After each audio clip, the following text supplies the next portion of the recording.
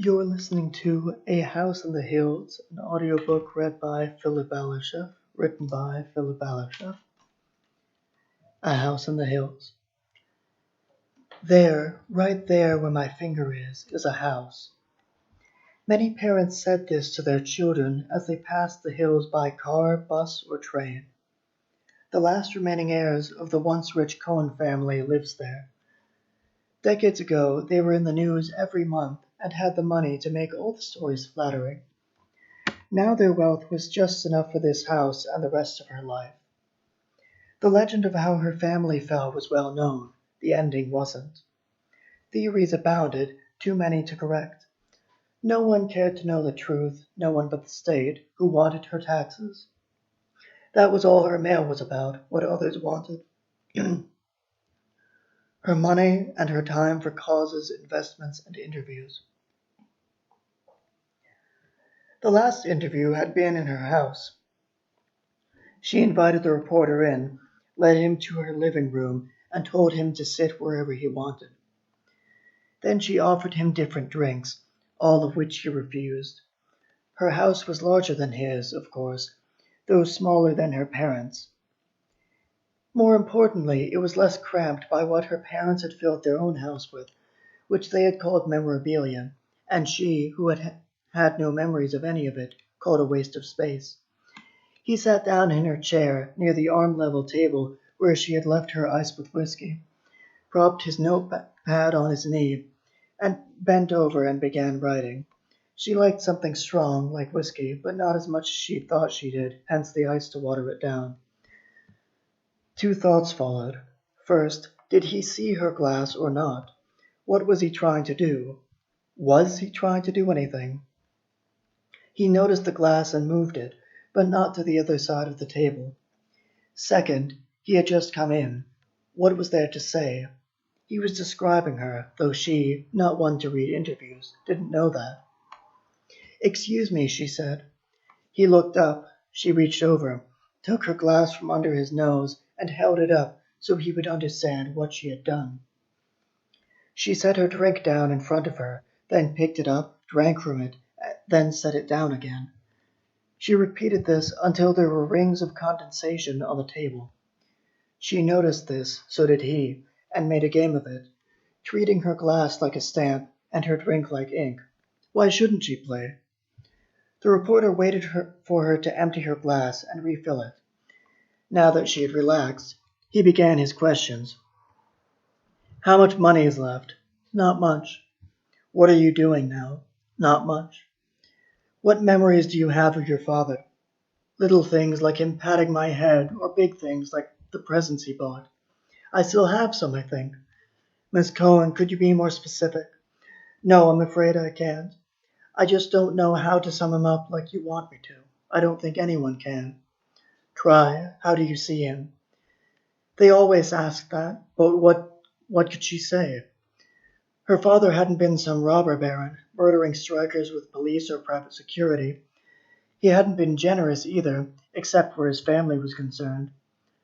Her father was her father. The reporter let Sarah repeat this a few times. He understood how hard it was to explain something with someone near to you.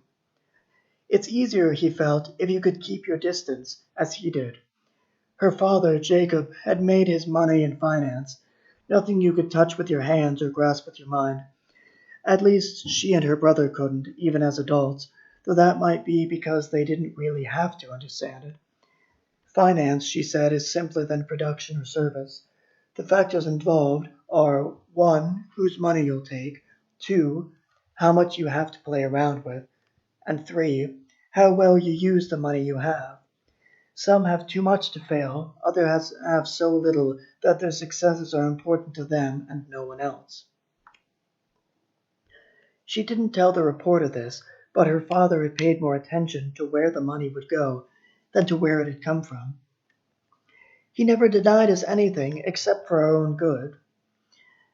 Not wanting to get him or herself in trouble, that was all she said. The reporter wrote his notes in what she thought was shorthand. Did people still use that? She was old enough to remember shorthand writing, and thought the reporter might like to know. She had learned to write that way as a girl, not knowing what it was good for, except keeping secrets from her brother. It was a long time before he answered. Yes, he knew shorthand. Not everyone did. That was all he said about himself. She wished he would be more conversational, but supposed he knew best. What kind of secrets did you keep? I don't remember. Nothing interesting. If it was, I'd remember. Names of boys I liked, probably. Nothing dramatic. These questions continued until the reporter got all he wanted. Then he stood up suddenly, closing his notebook and reaching over the table to shake her hand and thank her. You've given me more than enough, he said, as she said goodbye. With the sound of the door shutting came another question. What to do now? She went over to her balcony. She knew people looked at her house on their way to work or to wherever else, but that didn't bother her. When she looked out at the mountain range and squinted, she saw houses, but only as specks. Going home, up the hill, was no adventure. There were enough roads in good condition. She was happy the budget had sufficed and everything was all right, even if it had taken a couple years to build her house. It was far from others, but had all the luxuries she wanted, including privacy. She didn't know what to do with her parents' mansion. Her relatives, by which I mean aunts and uncles her father hadn't considered family enough to leave anything to, did. She split the earnings evenly and sent Sarah her share every month. That covered the upkeep of her own house and her recreational expenses. Back when people still used checks, that had been her main reason to check her mail. Maybe they'd do the same with this house when she died. Probably not. Only reporters came to see her now when she was alive. Why should people care more when she was dead? Well, she said, now that's over with. She had a habit of talking to herself. Her parents tried to get her to stop, but not hard enough. Had the people looking in from buses, trains, and highways known, they would have added this detail to their legend. The older she got, the more she took up new hobbies and interests as she had done as a girl, her parents' wealth giving her the means to do that now as it had then. All were as useless as shorthand. When had she ever needed to make notes? She still kept a diary, thinking it would interest tomorrow's historians and today's reporters.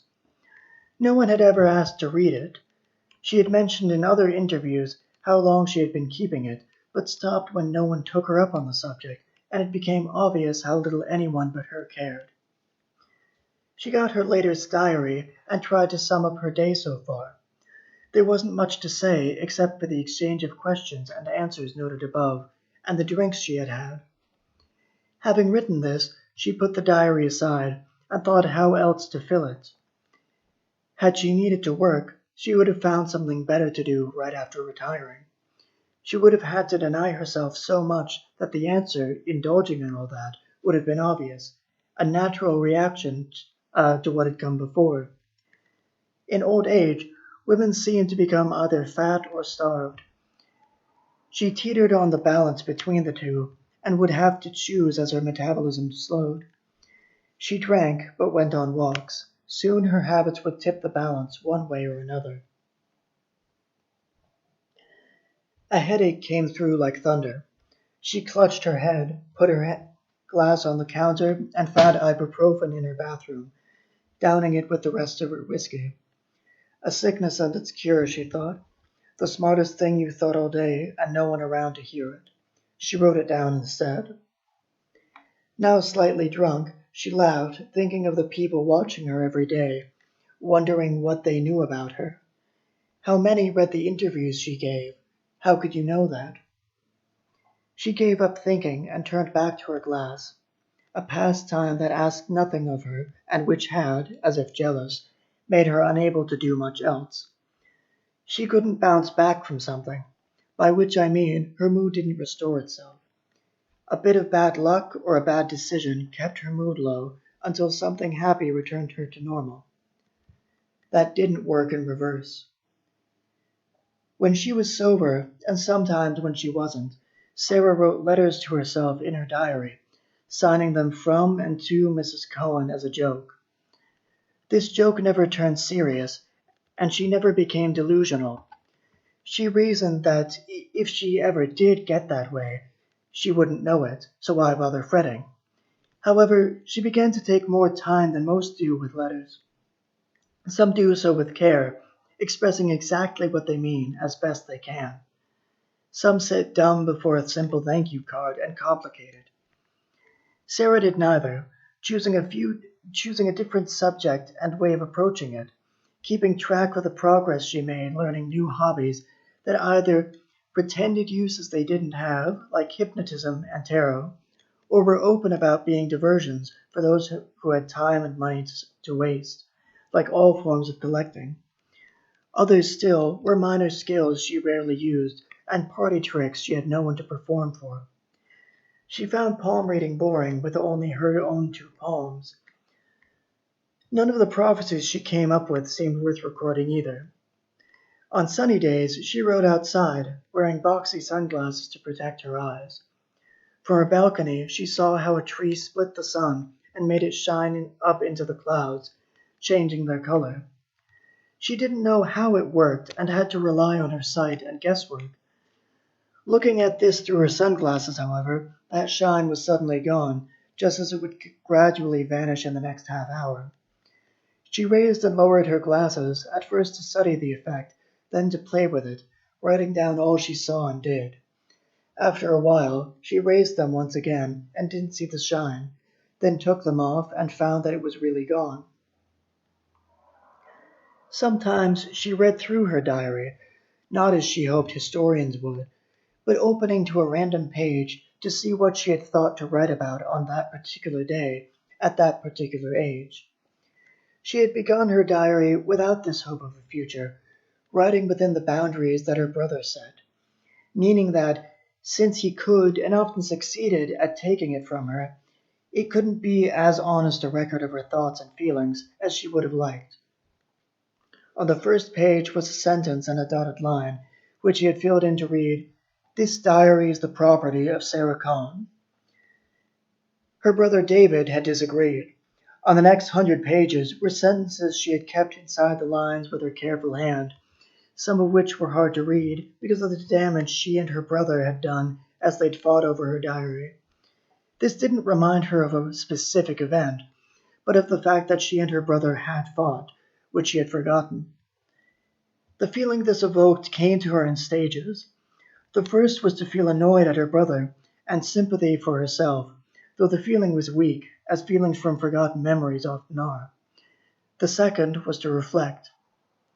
As much as she had fought then, it seemed so silly now. What did she care if her brother knew she had liked Michael? It had mattered as a girl, but not as a woman. Her brother was dead. Surely Michael was too, and if not, he wasn't as handsome as he had been in either case. She closed the diary and turned it around, hoping to find something else like those pages. What she had written was as important as what others had done to it. For the first time in her life, she really did read a book from front to back, including the publisher's notice, finding nothing. She looked over her memories of her brother in the same way. He had become so different, had really outgrown himself, that the events seemed to be part of another's life, like she was inserting herself into their past. He had been her first friend and enemy, and the last member of her real family to die. Why call herself the last heir of the Cohen fortune then? Why not?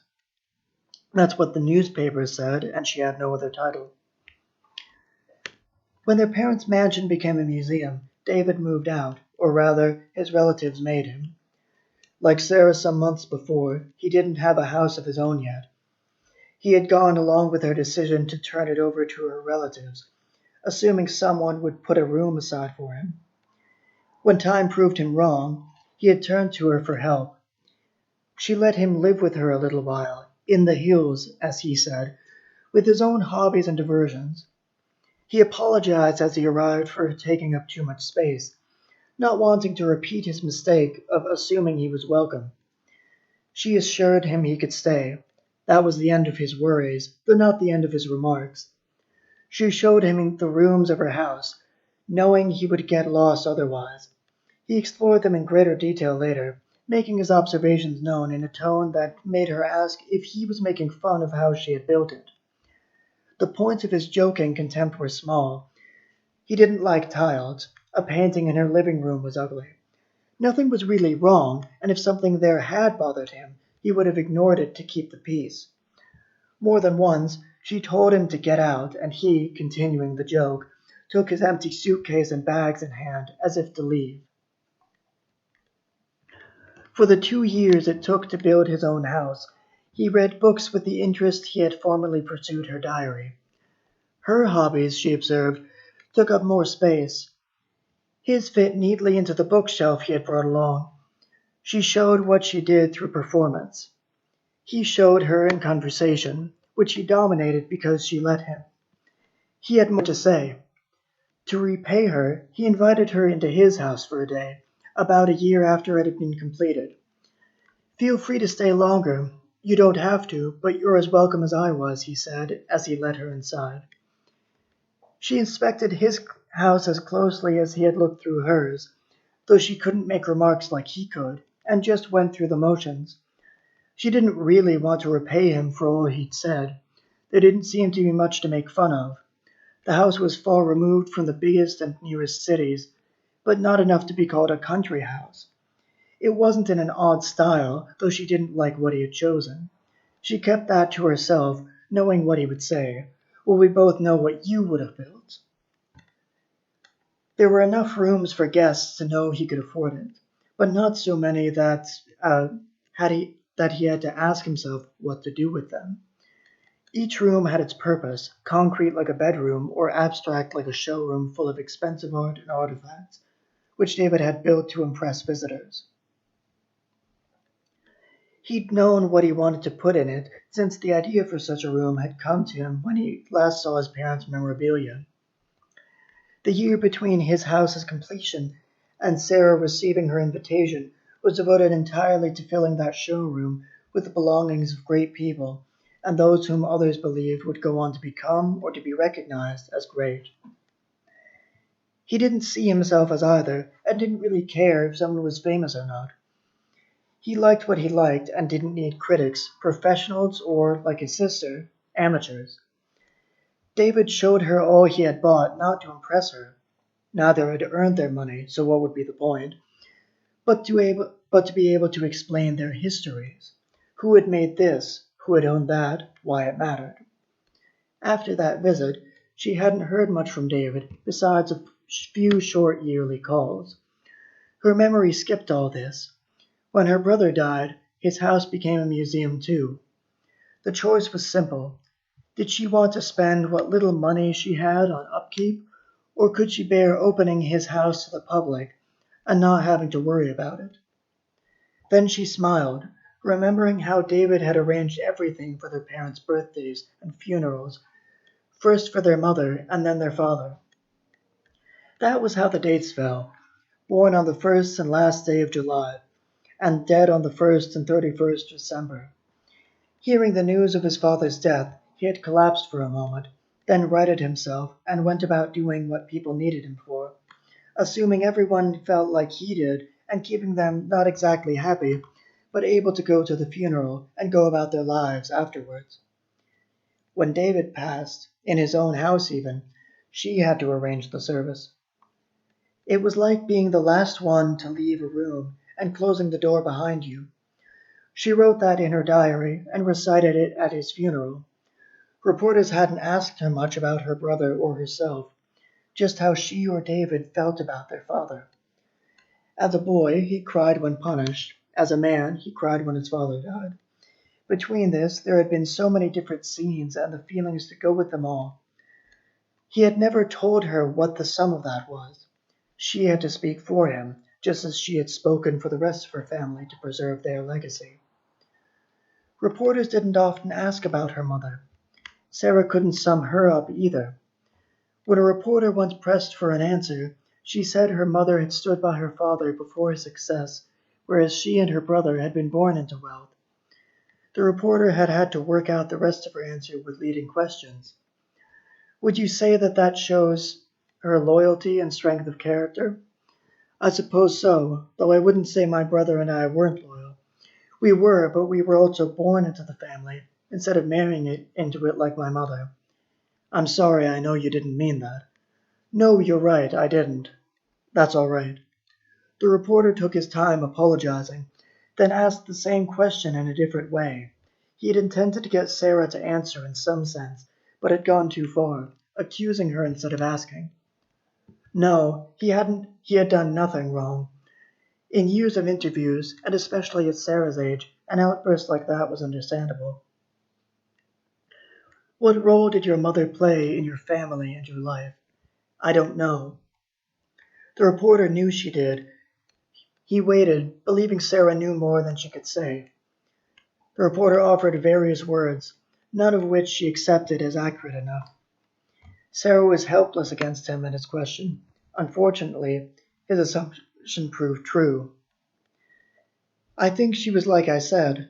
My mother stood by my father and loved him like a husband. We, by which the reporter knew she meant she and her brother, didn't. We couldn't. We didn't have to.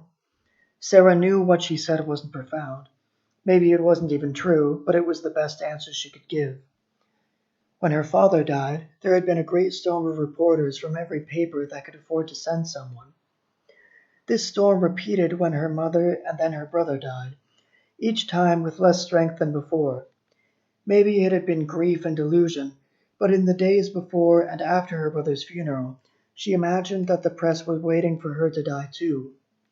They weren't, and if they ever had, they hid their disappointment well. With such a mass of people waiting at her door for days on end, she exercised what little power she felt she had, refusing to talk to those she disliked and keeping her reasons for dismissing someone hidden. These judgments stayed long after the storms died down. Now, when everyone but the local papers had stopped reporting on her and most people who passed by the hill her house was on didn't bother to take pictures, the reporters that came were those she liked best. That didn't mean she knew their names or anything else about them. They both knew what an interview should be. Her childhood, her entire past really, had been made public. She was still famous enough that this was legal, and wanted to keep her present and future private. Driving up the hills became a kind of pilgrimage for the reporters who had known Sarah since her father's death, and still cared for what she was doing.